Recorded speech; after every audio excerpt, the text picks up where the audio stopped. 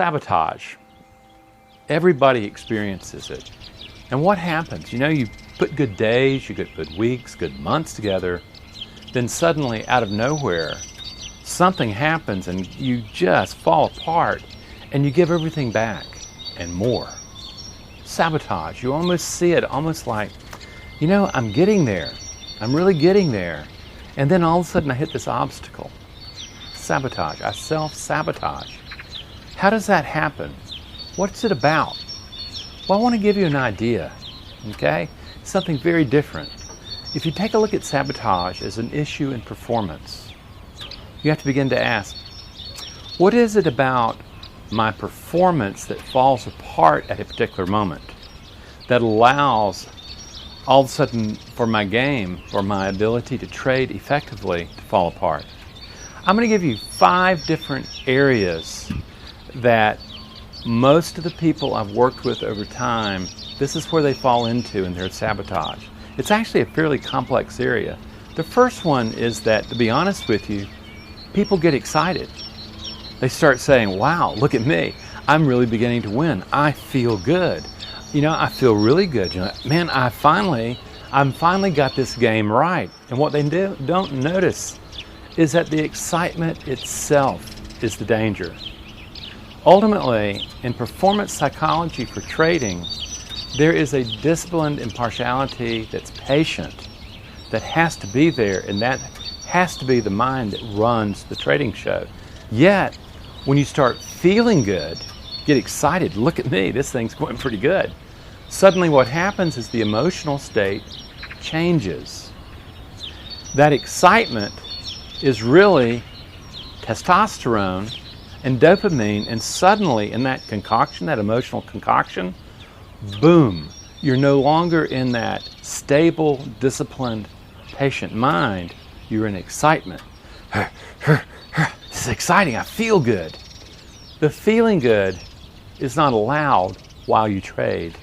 Feeling good is something that you allow yourself to experience after you trade. But in the midst of trading, you're back to that disciplined partiality. The other thing, though, there's a deeper psychological piece here too. The second thing, it's a sense of not deserving. Lots of traders I work with, what they'll do is they will start building really good performances up. They start really seeing equity growth, and they say, "Wow, I'm doing it." And they come to a moment where they say, something. They start looking around, saying, I don't deserve to make easy money. I need to work harder for my money. I've actually had a trader that worked with a high 6-figure account, and what he would do is he would hit into 7 figures. Once he got there, he'd lose back down in 6 figures, and it had been a seesaw for 5 years. Ultimately, what we got out of that is that in the family that he grew up in, nobody was worth $1 million. So you have to look, and you start looking around and going, I don't know. That's the sign where you need to be looking at your sense of deserving. Am I worthy of making this? Am I worthy of making the kind of money that you can make in trading? Or do I deserve to lose and not achieve a higher level? That's big time. Another one that's very, very common in trading is what I would call greed or lust. I actually prefer the term lust because it's, I want it so bad. I want it so bad. I'm going to make it happen. I'm going to make it happen. And you want more, and you want more, and you want more, and you win. And it just fuels you. It's almost like being in a casino, and they let you win a little. Unfortunately, what they know is this, is that they know they have the house advantage over time, and they're going to let you keep playing because they're going to get it all back. The same thing happens when you fall into this lust or greed. You want more, but the problem is again, that want more, what you're looking at is an emotional state, this lust, that generates this wanting more, and you end up taking gambles that you would never take in a sane state of mind. That's a big problem with traders. As they get lustful, they chase trades. They get lustful, they become impulsive in trades. They want to make things happen. No, in trading what happens is it's this patient discipline. You wait for things to come to you. Another very popular one is this. It's not willing to lose. It's very common for a trader to say, something, I know I'm in this place where I have been very disciplined in the way I apply my rules, and I've come to a moment where, I've got this thing down, and I don't take risks that I shouldn't. Then they start winning, and they start going, something, I'm at a bigger load here. I'm not willing to lose anymore. I'm confident now that I can do this.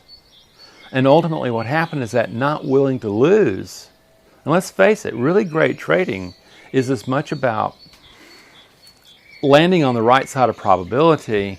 That's one part, but it's also when you're wrong, you promptly admit it, you cut your losses and you get out. You don't compound the problem. Well, that's the problem with not willing to lose. I'm going to give it some more room. And all of a sudden what you realize is you've given all this stuff more and more and more and more room. And you have blown good days, good weeks, good months worth of work. The last thing is really called scarcity thinking. Is you come to a moment of going, something, I'm making this money, I'm getting it there. Oh my God, what if it's taken from me? What if the markets come and take it away from me? What if? Do you see the scarcity thinking in there? Ultimately, it's one of the big ones, and it's literally where you start going, things are going pretty good, and you're looking around and going, maybe they're going too good. And you're beginning to see it, and you start getting cautious. And again, you start falling out of the emotional states of discipline and partiality and patience, and you start falling into this caution of going, I need to be careful. I need to kind of pulling back. What if bad things start happening? What if somebody starts trying to take it from me? This is what you notice, friends. And ultimately, when you come down to this, you realize that some of them are rookie mistakes like excitement.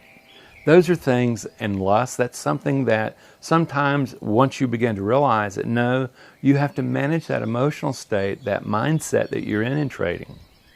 But at other times you start getting into this greed and lust, and you realize there's something in you that wants to prove themselves, and they want to be right.